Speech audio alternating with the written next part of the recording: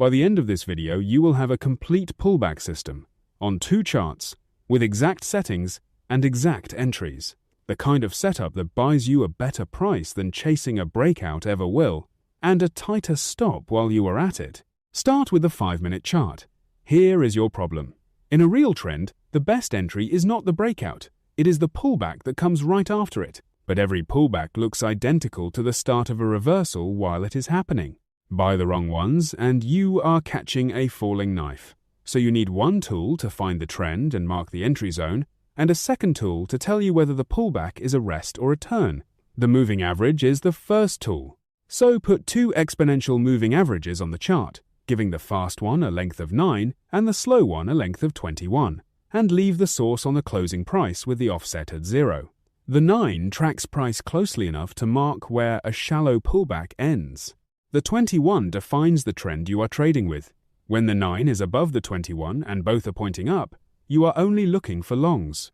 That is the filter, and it is not optional. The relative strength index is the second tool, and this is where you go past the single number, everybody changes. Give it a length of 9, leave the source on the closing price, then open the smoothing section and set the type to exponential with a length of 5. That draws a fast average across the relative strength index itself, and it turns the indicator from a jittery line into something you can actually read at speed. Now the entry. Wait for price to pull back and touch the fast-moving average while the trend is still clearly up. As it touches, check the relative strength index. You want it dipping toward 40 and turning back up, and you want it crossing back above its own smoothing line. That combination is the tell. Price rested on the moving average, momentum cooled without breaking, and it is turning back in your direction.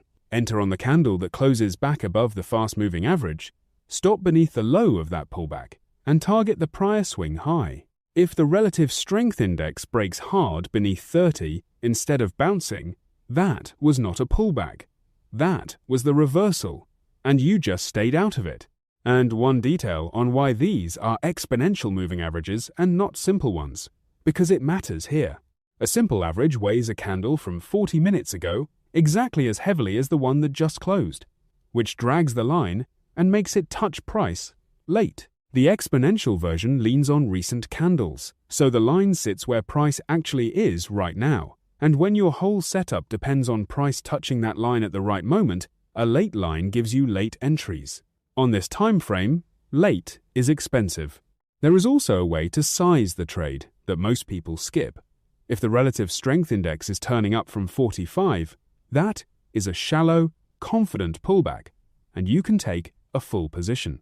If it dipped closer to 35 before turning, the trend is weaker and you are earlier in a riskier turn, so take half. Same setup, 2 different levels of conviction, and the indicator is quietly telling you which one you are looking at. So that is the fast version. Now watch the same idea slow down and get stronger. The 15-minute chart. The trend here is more reliable, and the pullbacks are deeper, so a fast entry line will shake you out of trades you were right about. You need to give the setup more room. Push your exponential moving averages out to 21 and 50, source on the closing price, offset at 0. The 50 is the number you keep exactly where it is, because enough capital watches that level, that price genuinely reacts when it arrives there. That is not the setting to get clever with. The 21 becomes your pullback line. Then set the relative strength index to a length of 12, and this time set the smoothing type to simple with a length of 8, so the confirmation line is steadier and stops reacting to every candle. The setup is the same in shape but calmer in practice. Price is above the 50 and the trend is up.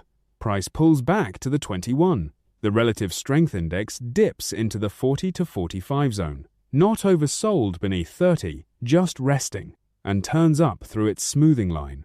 Enter on the close back above the 21, stop beneath the pullback low, target the prior swing high. And here is the reason this zone matters, because it is the whole edge.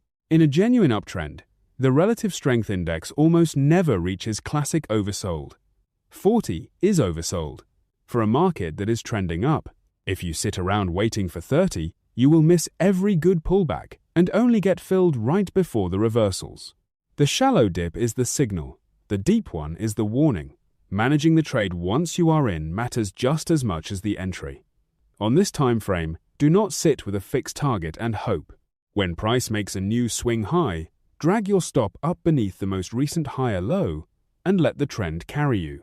The setup got you a clean entry near the moving average, which means your stop is tight and your risk is small, so the job now is simply to stay in as long as the structure of higher highs and higher lows holds, and to be taken out automatically the moment it breaks. That is how one clean pullback entry turns into a trade worth several times its risk, instead of a quick scalp you close too early.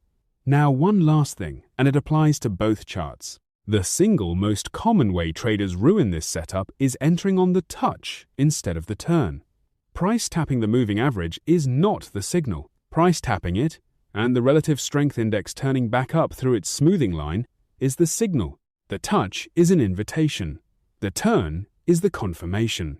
Wait for both every time, and you will pass on the pullbacks that were actually reversals in disguise. Test all of this on your own charts before you risk anything on it. A rule you have never watched fail is a rule you do not yet understand.